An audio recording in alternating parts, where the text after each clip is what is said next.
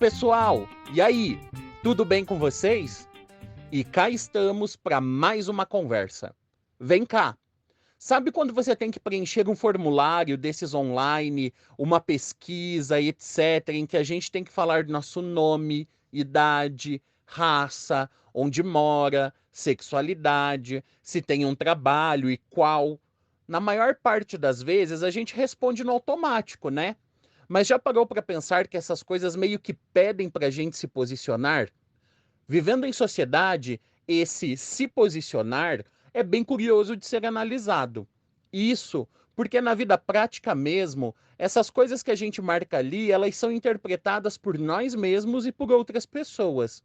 Ser branco, negro, asiático ou indígena, homem, mulher ou uma pessoa não binária, cis ou trans, morar na região central da cidade ou não ter onde morar, dizem muito sobre os acessos que a gente vai ter. É óbvio que isso não é sobre o que a gente pode ser ou não, mas é sobre os obstáculos que certas pessoas terão de enfrentar.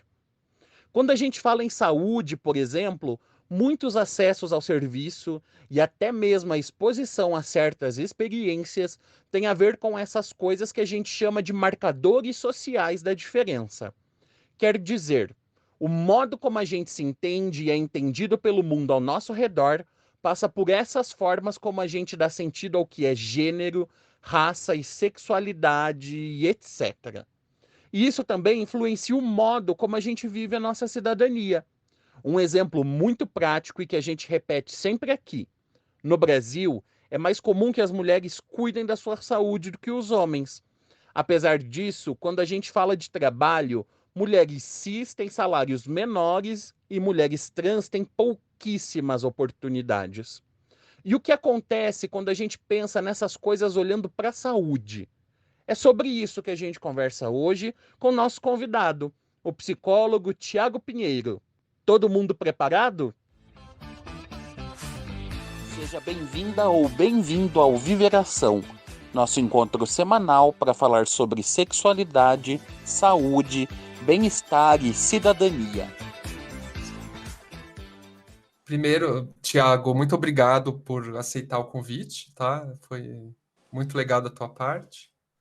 E eu queria que você se apresentasse para o pessoal, para os ouvintes do Viveração, falasse um pouco quais tem sido o seu trabalho ultimamente, quais são os seus interesses. Sou Tiago Pinheiro, sou psicólogo e fiz minha trajetória de pós-graduação na área da saúde coletiva, trabalhando com pesquisas na área de saúde, sexualidade e gênero.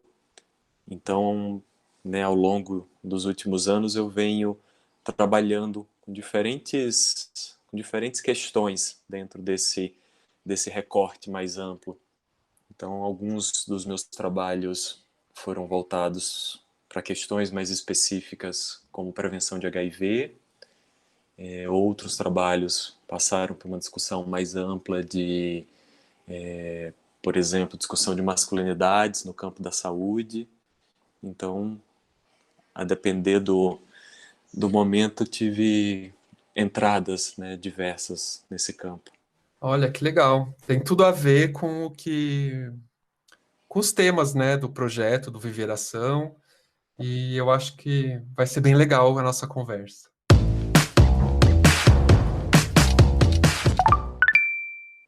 A primeira pergunta que eu queria te fazer é: quando a gente pensa saúde, sobretudo saúde relacionada ao HIV ou à saúde sexual, as diferenças e as desigualdades ficam mais evidentes. Por exemplo, no Brasil, a gente tem dados que comprovam que as mulheres costumam frequentar mais as UBSs. O que a gente pode tirar a partir disso? Como que você vê essa questão? Precisa olhar para algumas questões, que se refletem nesse dado. Uma questão importante é como, historicamente, houve uma diferença considerável na relação, com a saúde dos homens e saúde das mulheres. A gente, olhando, para a história da medicina, por exemplo, a gente identifica que o homem sempre teve nesse lugar de sujeito padrão. Toda a anatomia foi estruturada inicialmente a partir do corpo masculino, a lógica, né, de funcionamento, do que seria a particularidade do masculino, foi entendida como norma, como padrão. E só depois que, na história, se começa a estudar o que seriam as especificidades do corpo das mulheres. E nessa lógica da especificidade, começam a se criar disciplinas específicas, né? Como a ginecologia, por exemplo. E a vertente, né, da saúde para isso, a saúde da mulher, ela vem primeiro a partir de um movimento de medicalização do corpo das mulheres muito forte, né? A medicina se debruçou muito sobre reprodução em especial, sobre o que seriam as características fisiológicas e psicológicas das mulheres. E, num outro momento, com a articulação das feministas, é que se articula uma solicitação de assistência que dê conta dessas especificidades. Então, a gente consegue encontrar hoje, nas UBSs, uma familiaridade muito grande das mulheres com os serviços, com a lógica de funcionamento desses serviços, um olhar dos profissionais muito mais direcionado para elas do que para os homens. E nessa configuração a gente pode identificar esses dois polos que eu mencionei, né? Tanto essa medicalização ainda muito presente, e aí em algumas esferas, né, muito mais nitidamente do que outras. Então, se a gente observar, tem uma atenção muito grande voltada para a saúde reprodutiva. Para a saúde sexual das mulheres, não tem, né, basicamente nada nas UBSs. E isso vai sendo desenhado na lógica dos programas, né? A UBS, quando segue a lógica do que seriam programas, né? Programa de planejamento familiar, programa de hipertensos e diabéticos, e por aí, assim por diante, ela desenha também a entrada das pessoas no serviço. As pessoas entram a partir dos programas, né? Elas passam, às vezes, pelo serviço e são convidadas para integrar alguma atividade que já está lá nesse hall de possibilidades. E é nesse sentido que os homens têm muito menos entradas, né? Tem muito menos programas para os homens. Há uma década, mais ou menos, isso tem mudado um pouco quando se elabora uma política de saúde do homem, se chama atenção para o fato de que os homens não estão presentes, e isso se deve também a diferentes aspectos, né? De um lado, a gente pode identificar uma construção cultural das masculinidades em que, mesmo que haja uma diversidade, mas a gente identifica uma repetição dessa relação mais distante com o cuidado. Os homens, muitas vezes, não são ensinados a cuidarem, às vezes são até desestimulados a isso, né? A gente tem valores de masculinidades que vão na linha oposta do cuidado. Por exemplo, ser forte e aguentador, trabalhar sem pedir licença, por exemplo, para se cuidar, né? E, de outro lado, uma invisibilidade dessas questões de dificuldade dos homens e a própria invisibilidade das poucas entradas. Então, que que eu observei com alguns colegas em pesquisa sobre a relação dos homens com as UBSs em especial, é que muitas vezes acontecia de os homens irem ao serviço, mas não conseguirem acessar, não conseguirem entrar nesse fluxo de atendimentos, né? Ou porque não manejava direito aquela lógica, ou porque não eram, né, reconhecidos numa busca por cuidado que às vezes não é a busca que o profissional está esperando, né, com aquele formato, com aquela linguagem. Então, né, algumas coisas, por exemplo, né, me veio uma imagem agora de uma observação que eu estava fazendo para uma pesquisa numa OBS, e um homem, né, morador daquela região, portanto usuário em potencial daquele serviço, ficou bêbado e foi para o serviço bêbado e dormiu na sala de espera. E tudo que isso produziu na equipe foi incômodo. Né? Esse cara bêbado vem dormir aqui. Né? Então, ninguém conseguiu ter ali uma perspicácia, uma escuta de que ali poderia ter alguma demanda de saúde, né? Algum pedido de cuidado. Óbvio, né, que não é um pedido explícito, né? Tem também os limites do que seria esses modos de se cuidar, né? Mas não, na minha observação, não passou ali pela, né, consideração de ninguém ir falar com aquele cara e ouvi-lo, ver se tá tudo bem, sabe? Verificar a pressão dele, alguma coisa assim. Então, nesse cenário, a gente tem uma configuração até difícil de caracterizar, porque a gente tem um cenário cultural mais amplo em que a desigualdade desfavorece as mulheres. Né? Então, a gente tem uma chave, né, de leitura da desigualdade de gênero que, né, identifica, e com razão, né, muitos privilégios dos homens.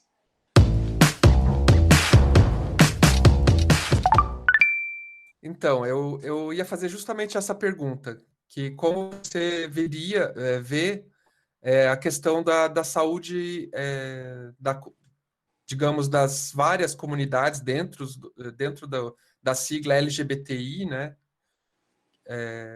O acesso dessa população à saúde. No caso, por exemplo, dos homens gays, dos homens que fazem sexo com homens, se por um lado a gente tem uma dificuldade de acesso por causa do preconceito, né? A gente pode falar o mesmo das travestis, das lésbicas também. Por outro, tem uma entrada sempre, no caso dos homens, né? Por causa da saúde sexual ou da questão do HIV e das ISTs. Às vezes até de uma forma enviesada, né? Porque o homem gay, às vezes, parece que só tem esse problema, como se só tivesse essa questão ali.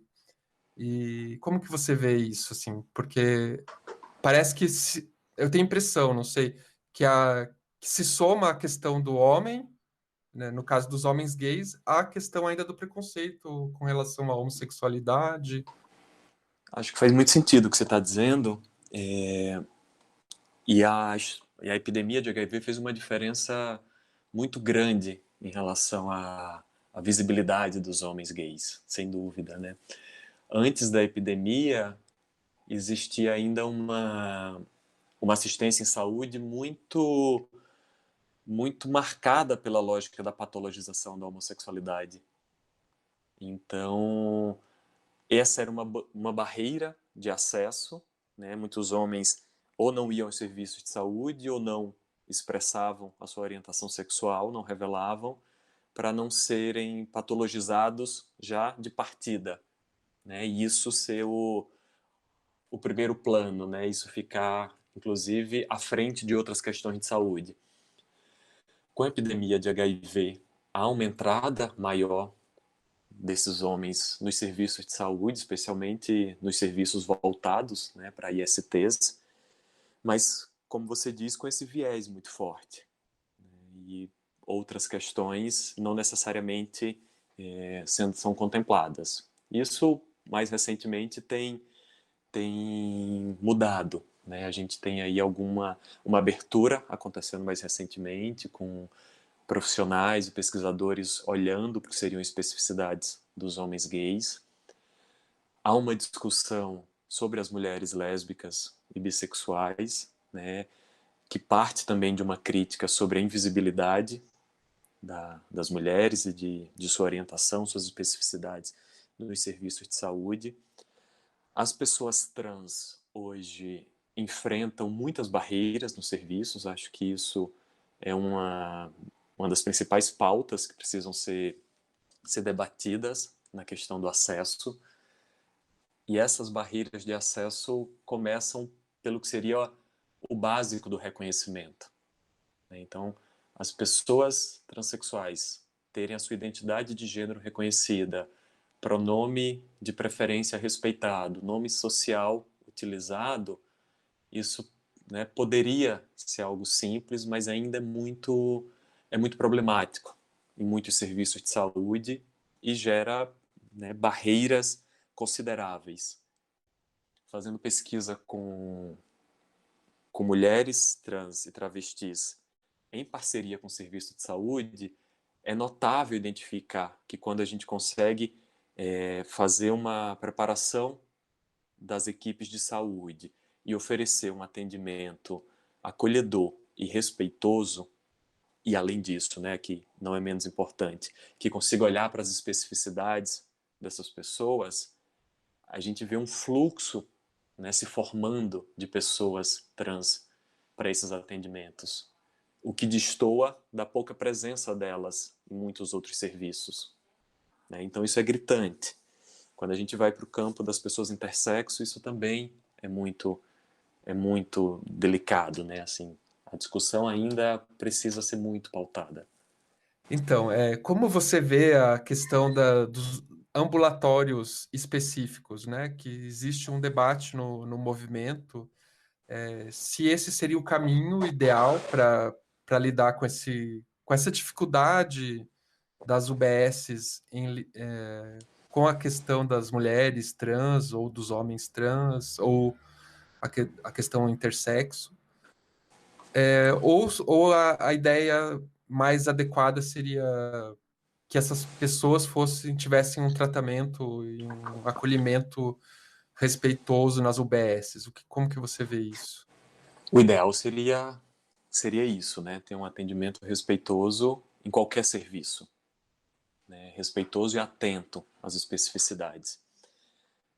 Como isso não acontece na realidade, os ambulatórios específicos acabam sendo espaços que vão se tornar mais acolhedores e que vão ter profissionais que têm propriedade para atender pessoas trans, entendem os processos, se dedicaram a estudar as particularidades e as questões de saúde. Por outro lado, existe um risco dos ambulatórios também entrarem em lógicas muito formatadas, sobretudo nessa dinâmica, né, e estrutura do que seriam as próprias patologias, né, né, quando a gente pensa, por exemplo, a questão da cirurgia, é uma questão delicada, porque para acessar a cirurgia, a pessoa precisa entrar numa retórica da patologia. E não só entrar, como se enquadrar. E eu já ouvi relato de pessoas trans dizendo que, ao entenderem essa retórica, começam a ter que, de alguma forma, se enquadrar nelas, mesmo que isso nem sempre seja real, para ter acesso àquilo que aquele ambulatório vai oferecer, né? Então, por exemplo, eu já ouvi pessoas trans tendo que dizer que são heterossexuais sem serem, porque uma mulher trans dizer que é lésbica colocaria em xeque a credibilidade da transexualidade dela em determinado ambulatório. Então, até me lembrei agora, essa discussão sobre ambulatórios específicos também pode ser pensada para o HIV, né? Por exemplo, aqui em Curitiba, a gente tem, nos últimos anos, ocorreu uma orientação da Secretaria de Saúde para que todo tratamento de HIV fosse feito nas UBSs, né? E acontece que as pessoas vivendo com HIV, algumas tenham bastante resistência ao tratamento nas UBSs por causa do estigma, né? Então, como procurar a UBS perto da minha casa, se lá eu vou, quando eu for buscar o meu medicamento, eu posso ser visto pelas pessoas. Então, tem todo um. Às vezes, parece simples, né? Mas às vezes tem umas especificidades aí das populações que passam, né, pelo aquele gestor, assim, que o gestor às vezes não pensa quando desenha as políticas. Então, por exemplo, no caso do HIV, também existe um debate aí, pelo menos aqui na cidade, né, na região aqui, sobre a necessidade desses ambulatórios para terapia, né, antirretroviral. Eu já ouvi coisas semelhantes também, né, de pessoas que evitam usar os serviços da própria região com receio de serem expostos, né, e sofrerem estigma dentro e fora do serviço. Infelizmente, em muitos serviços, há ainda uma impregnação dos estigmas na perspectiva dos profissionais, né? Então, a lógica, né, moral de cada profissional, às vezes, atravessa e dá o tom do atendimento, inclusive até das possibilidades de atendimento. O ambulatório de HIV e outras ISTs acaba, pelo menos em algumas cidades como São Paulo, acaba se constituindo num espaço muito interessante, né, de muita convergência, tanto no sentido de muitas pesquisas, né, sendo feitas, muitas parcerias, projetos, então, podendo se reverter em serviços, né, em produtos para a comunidade, como também a possibilidade de criação de uma referência, né, de pessoas que sabem que em determinado serviço vai ser possível ter uma atenção respeitosa, um tipo de profissional que vai olhar para o que é específico. Então, esse intuito de que a atenção básica pudesse, né, cuidar dessas questões como HIV faz muito mais sentido com a lógica do SUS, mas esbarra nessas questões, né, nessas barreiras. Essa pergunta nem estava no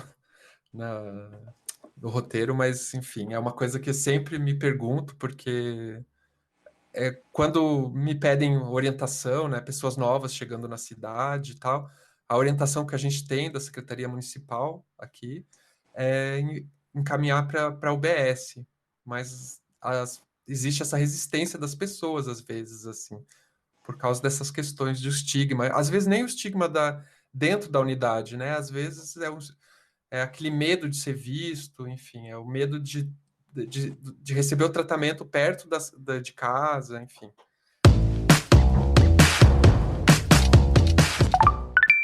Bom, Tiago, a gente, ao longo dos 40 anos da epidemia de HIV e de AIDS, nós vimos alguns conceitos aparecerem aí, que hoje, com a pandemia de Covid, estão reaparecendo, né? Então, por exemplo, a noção de grupo de risco, né, que foi que ganhou um forte tom estigmatizante no começo da epidemia de AIDS e que hoje é usado na pandemia de Covid também.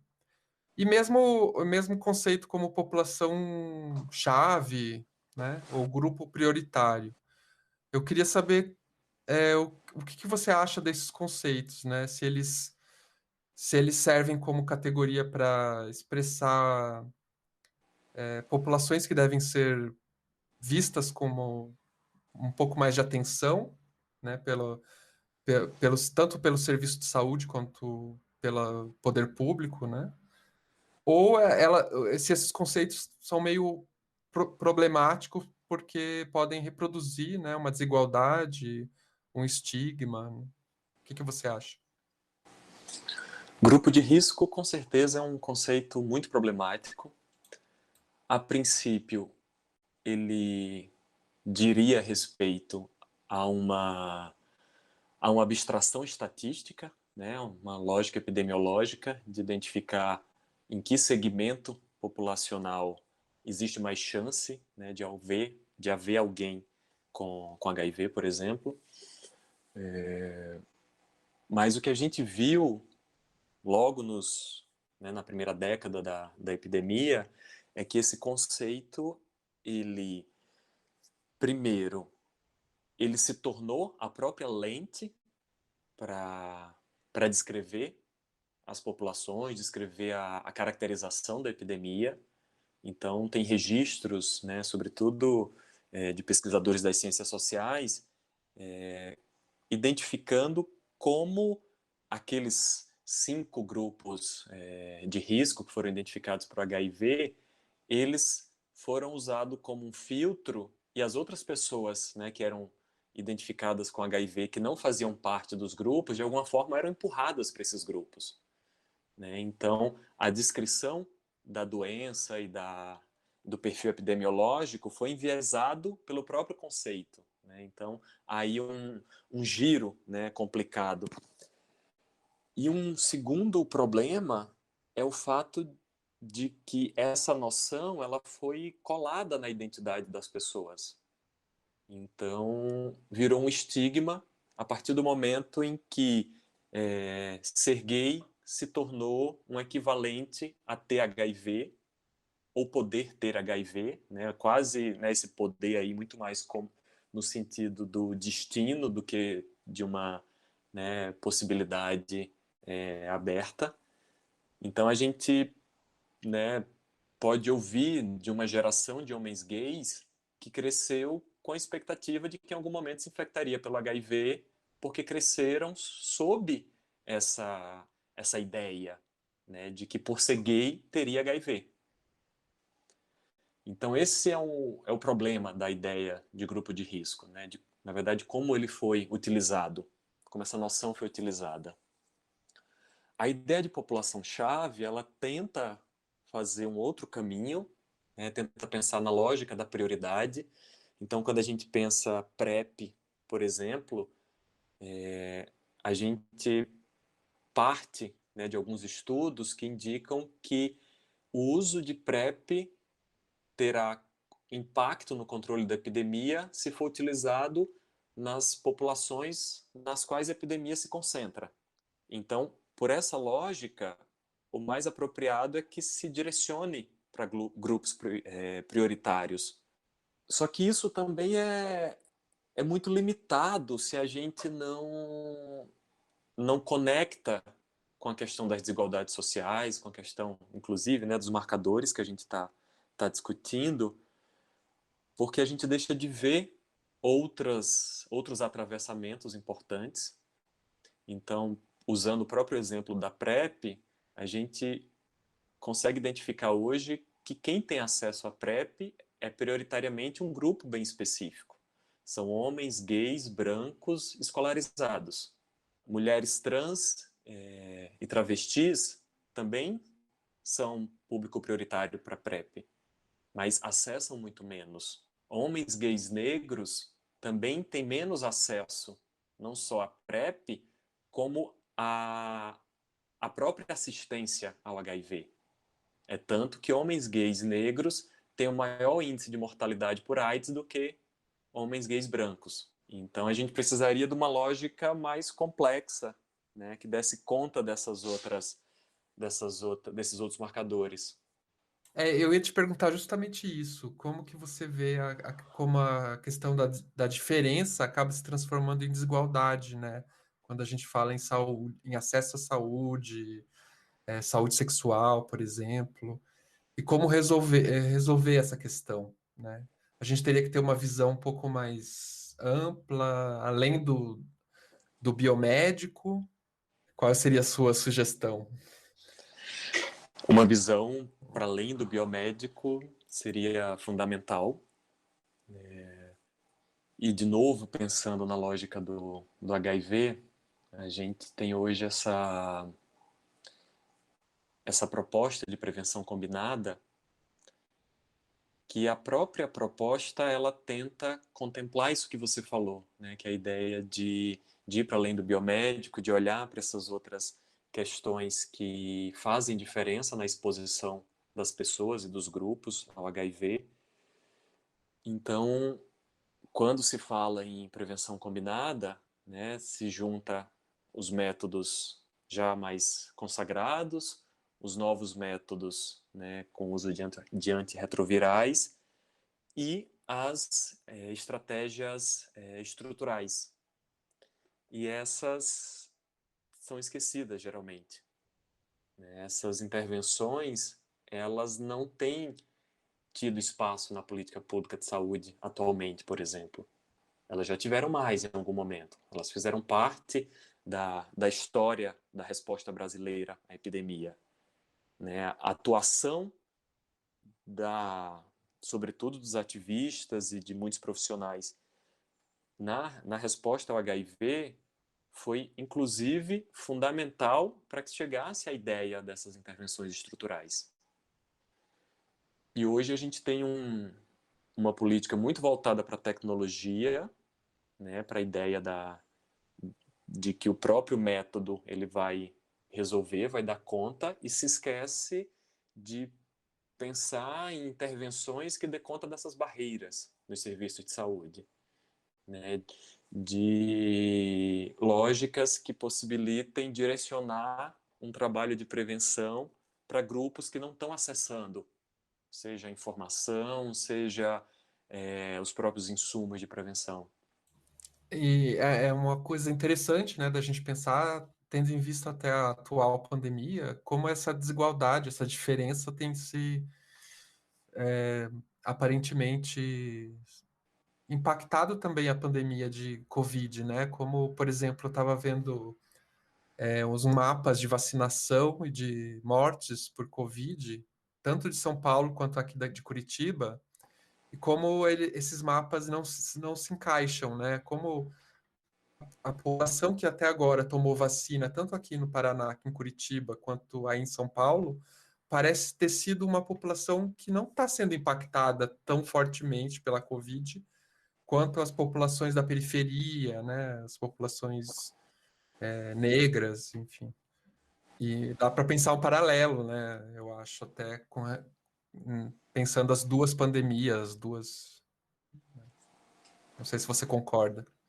Sim, concordo, concordo. Acho que tem uma distribuição, né, vamos dizer assim, muito desigual da, da epidemia e da pandemia de Covid agora, né? Uma coisa que eu fiquei assim com a cosquinha para perguntar para você, o que que você achava, que é um conceito que ainda aparece na boca de profissionais, tanto profissionais da saúde quanto profissionais do tipo serviço social, tal, um termo que é o comportamento de risco. Eu sempre vejo com uma certa desconfiança esse termo. Eu acho que ele dá espaço para o estigma também, mas que algumas pessoas usam como se ele fosse um termo neutro, enfim. A ideia de comportamento de risco, ela é pretensamente neutra, né? Ou pelo menos ela surge assim.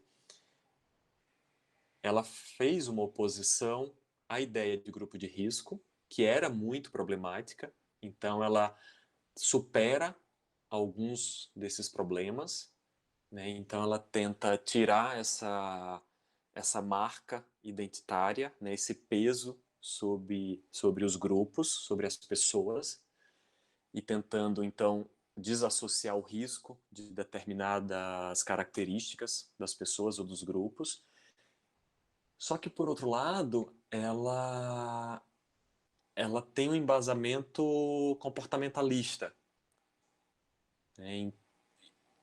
E a perspectiva comportamental, né, nessa lógica, sobretudo estadunidense, ela vem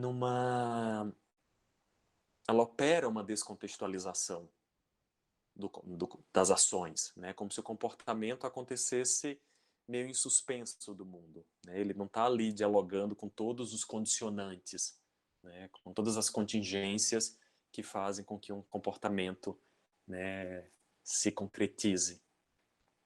Então, uma lógica muito comum dessa perspectiva do comportamento de risco é falar, por exemplo, de uso de camisinha como uma coisa muito recortada.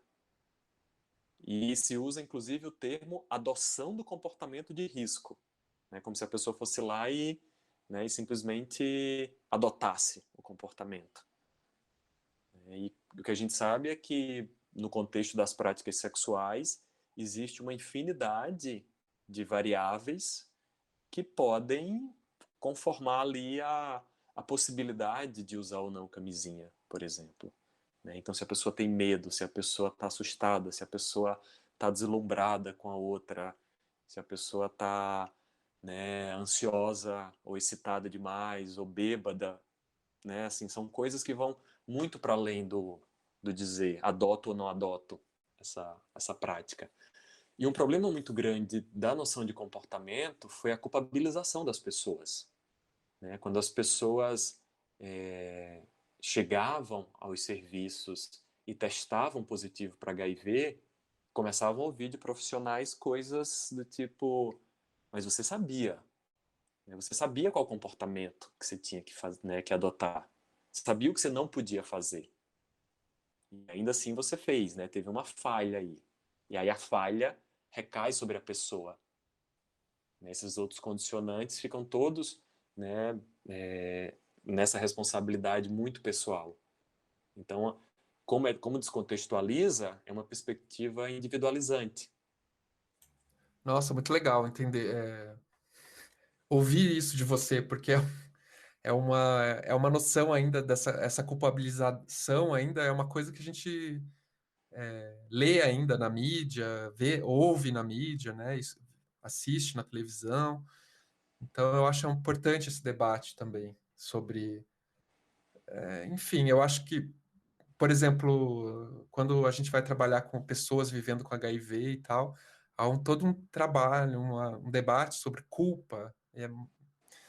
E essa noção de comportamento de risco dificulta muito, até a adesão ao tratamento, enfim. Acaba sendo um assunto diferente do que a gente tinha se proposto aqui, mas é um assunto legal. E acabou ficando conceitual um pouquinho também, né? Não, mas eu achei bem interessante, é bem importante isso que você falou. Muitas vezes, a tentativa de usar noções como comportamento de risco até são orientadas pela intenção de não ser preconceituoso, de não reproduzir o estigma, né, que, por exemplo, estava na ideia de grupos de risco. Só que recai em outros problemas.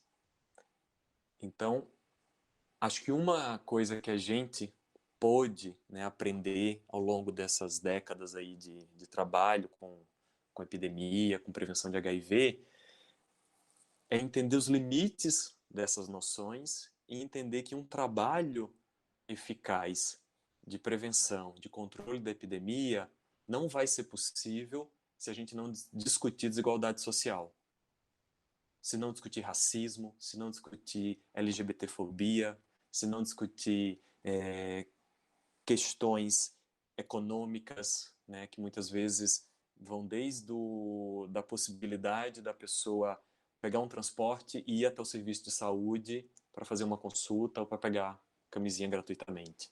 Então, essas questões, a gente já tem um acúmulo teórico, prático, técnico, para saber que essas questões, elas fazem parte de uma resposta. E os caminhos que ignoram ou menosprezam essas questões, eles certamente terão limites, né, muito graves. Eu acho bem interessante essa sua colocação, até porque minha experiência pessoal acolhendo pessoas com problema de adesão, por exemplo, quase sempre a questão estava relacionada com questões econômicas. Às vezes tinha a questão do estigma também, né, do HIV, mas geralmente a grande maioria o que mais pesava mesmo eram questões econômicas. A dificuldade de se chegar até o serviço de saúde, né, tanto para fazer os exames, quanto para pegar a medicação.